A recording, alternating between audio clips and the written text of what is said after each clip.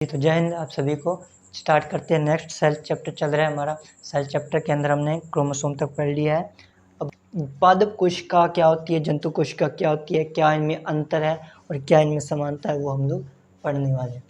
सबसे पहले पादप कोशिका की मैं बात करूँ तो पादप कोशिका जो होती है ये छोटी होती है, ठीक है। जो जीव जंतु पादप कोशिका जो होती है बड़ी होती है, क्योंकि पेड़ पौधों में आप देख लो, पेड़ पौधे के हमसे आकार में बड़े हैं, तो पेड़ पौधों की कोशिका क्या होती है, ये बड़ी होती है। जबकि जंतु जो होते हैं, जंतु की कोशिका छोटी होती है, ठीक है भाई। तो पादप कोशिका क्या होती है, बड़ी होती है, जबकि जंतु कोशिका छोटी होती है। पादप कोशिका जो है ये चौकोर होती है। कैसी होती है? चौकोर होती है, डबल लेयर वाली होती है, आपको पता है, ठीक है। तो पादप कोशिका क्या होती है?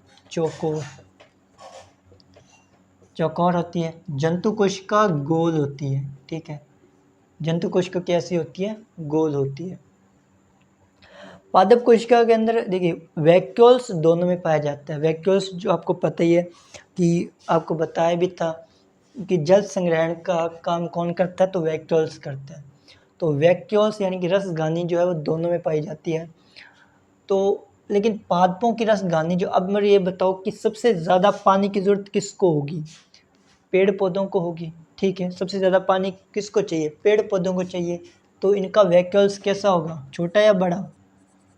जाहिर सी बात है बड़ा होगा, ठीक है। और अपने को पानी कम चाहिए, इसलिए हमारा वैक्यूल्स जो है वो छोटा होता है, ठीक है भाई। ये आपको याद रख लेना है। पादप कोशिका जो होती है इसमें डबल लेयर जो होती है, आपको बताया भी था। देखो दोनों में मैंने आपको बोला था कि हमारे जो सेल मेम्ब्रेन है, जीव द्रव्य जो है दोनों में होता है, ठीक है। लेकिन पादपों में क्या एक्स्ट्रा लेयर होती है, ये भी आपको बताया गया था, ठीक है। आपको लिखवाया भी था। सेल वॉल होता है, आपको लिखवाया था ये चीज़। तो सेल वॉल जो है वो पादपों में पाया जाता है, जो डबल लेयर के। लेकिन ये जो सेल वॉल होता है वो जंतुओं में नहीं होता, क्योंकि अपने को इतनी ज़्यादा ज़रूरत नहीं होती। तो सेल वॉल पाया जाता है इसके अंदर। क्या पाया जाता है? सेल वॉल पाया जाता है। यही हमारे अंदर सेल वॉल तो नहीं पाया जाता, लेकिन हमारे को क्या, चलने फिरने के लिए हमें कोई चाहिए, माध्यम चाहिए, ठीक है। अब पेड़ पौधे को चलने के लिए कुछ नहीं चाहिए, क्योंकि ये तो एक जगह पे स्थिर है, ठीक है। लेकिन हमें चाहिए,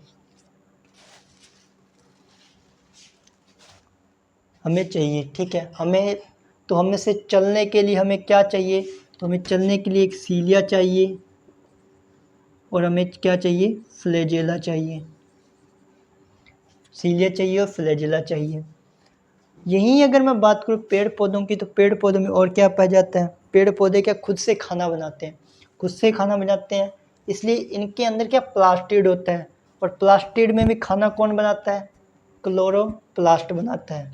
इनके अंदर क्या होता है? इनके अंदर होता है प्लास्टिड, और प्लास्टिड में भी कौन? इनके अंदर प्लास्टिड होता है, और प्लास्टिड में भी कौन होता है?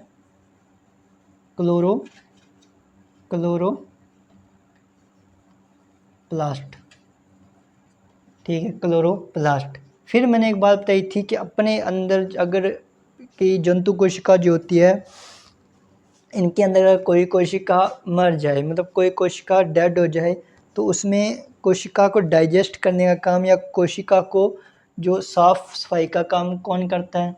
तो वो लाइसोसोम करता है। लेकिन वो लाइसोसोम किस में पाया जाता है? वो पेड़ पौधों में नहीं होता, ये इसके अंदर नहीं होता है। तो वो किस में होता है? वो सिर्फ हमारे में ही पाया जाता है, एनिमल सेल में पाया जाता है, जंतु कोशिका में। तो हमारे अंदर एक क्या होता है? लाइसोसोम होता है। क्या होता है? लाइसोसोम होता है। ये दो चीज़ें हैं, ये हम कुछ चीज़ें थी जो कहाँ पादप कोशिका में पाई जाती हैं, कुछ जंतु कोशिका में। देख लो, पादप कोशिका बड़ी होती है, जबकि जंतु कोशिका वो छोटी होती है। तो पादप कोशिका बड़ी और जंतु कोशिका छोटी होती है। पादप कोशिका चौकोर होती है, और हमारी जो कोशिका जंतु कोशिका ये गोल होती है। वैक्यूल्स जो पानी रखने के लिए, जल संग्रहण करने के लिए वैक्यूल्स होता है, रसगानी जो होती है वो पादपों में बड़ी होती है, जबकि जंतु कोशिका में वैक्यूल्स छोटा होता है क्योंकि हमें पानी की ज़्यादा ज़रूरत नहीं होती। पादपों के अंदर क्या होता है, पादपों में डबल लेयर होती है जो उनकी सुरक्षा का काम करता है। वो कौन सी है, तो सेल वॉल है। ठीक है, जंतु कोशिका में चलने फिरने के लिए चीज़ें चाहिए जो चलने फिरने में काम करे कोशिका को आगे बढ़ने में, तो वो कौन करेगा, तो सीलिया और फ्लैजिला करेगा। और पादपों के अंदर खाना बनाता है कौन है, प्लास्टिड, और प्लास्टिड में भी कौन, क्लोरोप्लास्ट। तो खाना बनाने के लिए प्लास्टिड की ज़रूरत है और प्लास्टिड में भी कौन है, क्लोरोप्लास्ट है। तो सेल वॉल, प्लास्टिक, क्लोरोप्लास्ट। ठीक है, और वैक्यूल्स में क्या चाहिए, साफ सफाई करने के लिए अपने अंदर जो कोशिका मर जाती है तो उसको साफ कौन करेगा, लाइसोसोम करेगा। ठीक है, तो ये चीज़ें थी जो पादप कोशिका और जंतु कोशिका दोनों में इक्वल था। अब हम बात कर लेते हैं आज कि इन दोनों में समानता क्या है, मतलब दोनों के अंदर ऐसी कौन सी चीज़ है जो दोनों में समान रूप से पाई जाएगी, इक्वल समानता। अब हम देखते हैं समानता। समानता यानी कि इक्वलिटी क्या है। फिर मैं आपको बताना चाहूँगा ये बात कि हमारे अंदर जो सुरक्षा का काम करता है वो एक झिल्ली काम करती है, कोशिका झिल्ली, जिसको हम लोग क्या कहते हैं, कोशिका झिल्ली कहते हैं, सेल मेम्ब्रेन कहते हैं। ये क्या पादपों में भी होता है। ठीक है, जैसे कि अभी मैंने को बताया कि पादपों में डबल लेयर होती है।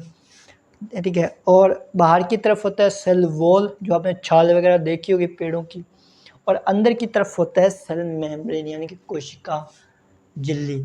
तो दोनों में ही कोशिका झिल्ली दोनों में ही पाया जाता है। ठीक है, दोनों में पाया जाता है। दूसरी बात कि जितना चीज़ें हमारे मतलब जितने भी पार्ट्स हैं, जितने भी अंग हैं पादपों में पाई जाती है, उतने ही हमारे जीव द्रव्य में पाई जाती है। पादपों के अंदर एक एक्स्ट्रा चीज़ ऐड हो जाती है, प्लास्टिड, क्योंकि उन्हें खाना बनाने की ज़रूरत होती है, जबकि जंतुओं को तो खाना बनाने की ज़रूरत, खुद भी खाना बनाने की ज़रूरत नहीं होती। ठीक है, प्रकाश संश्लेषण की क्रिया जो है वो पादपों में होती है, आपको पता है इस बात का, इसलिए इसके अंदर प्लास्टिड होता है। लेकिन कुछ ऐसे अंग होते हैं, बाकी जो अंग हैं वो इक्वल होते हैं, जैसे हमारा माइटोकॉन्ड्रिया, गैल्जी बॉडी, वेक्टर, सेंट्रोसोम, लाइस, ये सब क्या रहेंगे, इक्वल रहेंगे। ठीक है, तो दोनों में ही ये पाए जाते हैं, तो याद रख लेना। ठीक है, पाए जाते हैं। तो माइटोकॉन्ड्रिया दोनों में पाया जाएगा। ठीक है, माइटोकॉन्ड्रिया क्योंकि ऊर्जा की ज़रूरत क्या होती है, दोनों को एक साथ ही होती है, माइटोकॉन्ड्रिया, तो ऊर्जा दोनों को चाहिए। ठीक है, अब ऊर्जा तो बना ली, अब इसका परिवहन कौन करेगा, गैल्जी बॉडी करेगा। तो गैल्जी बॉडी भी दोनों में पाया जाएगा। तो गाल्जी बॉडी कौन पाया जाएगा, दोनों में पाया जाएगा। माइटोकॉन्ड्रिया, गाल्जी बॉडी दोनों में पाया जाएगा। ठीक है, अब खाना कैसे बनेगा, पानी से बनेगा। पानी को कोई ना कोई तो चाहिए ना जो पानी स्टोर करके रखे, तो पानी स्टोर कौन करेगा, वैक्यूल्स यानी कि रसगानी, वो दोनों में पाई जाएगी।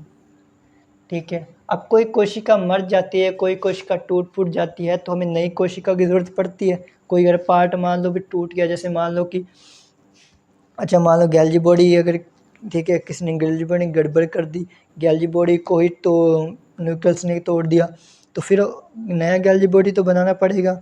अब नया गैल्जी बॉडी कौन बनाएगा जब, ठीक है, ये तो नई गैल्जी बॉडी बनाएगा क्रोमोसोम, कौन बनाएगा, क्रोमोसोम। तो क्रोमोसोम बनाएगा, तो क्रोमोसोम भी दोनों में पाया जाएगा। दोनों में क्या पाया जाएगा, क्रोमोसोम। ठीक है, तारक काय दोनों में पाया जाएगा। दूसरी बात, फिर मैंने अभी आपको बताया कि जीव द्रव्य दोनों में होता है, क्योंकि जीव द्रव्य क्या होता है, दोनों में होता है।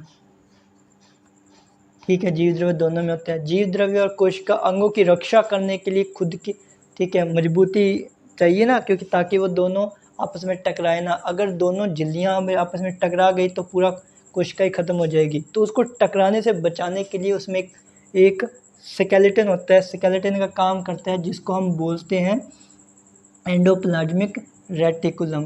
क्या बोलते हैं, एंडोप्लाज्मिक रेटिकुलम, एंडोप्लाज्मिक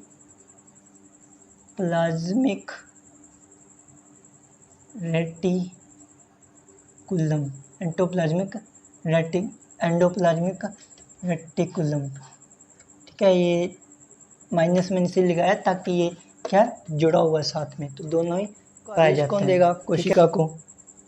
कोशिका कोई तो चाहिए ना आदेश देने वाला। कुछ आदेश कौन देगा? न्यूक्लियस, केंद्रक आदेश देगा। तो केंद्रक भी दोनों में पाया जाता है, तो केंद्रक भी क्या होता है? दोनों में पाया जाता है। तो ये कुछ चीज़ें थी जो दोनों में समान रूप से पाई जाती हैं।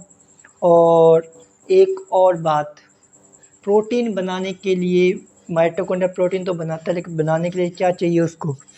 बनाने के लिए राइबोसोम चाहिए। तो माइटोकॉन्ड्रिया एक एंडोप्लाज्म रेटिकुलम के ऊपर एक राइबोसोम होता है, वो बनाता है। तो राइबोसोम, और राइबोसोम भी कौन सा आपको बताया था? राइबोसोम दो तरह के होते हैं, 70S और 80S, ठीक है। और हमारे अंदर कौन सा होता है?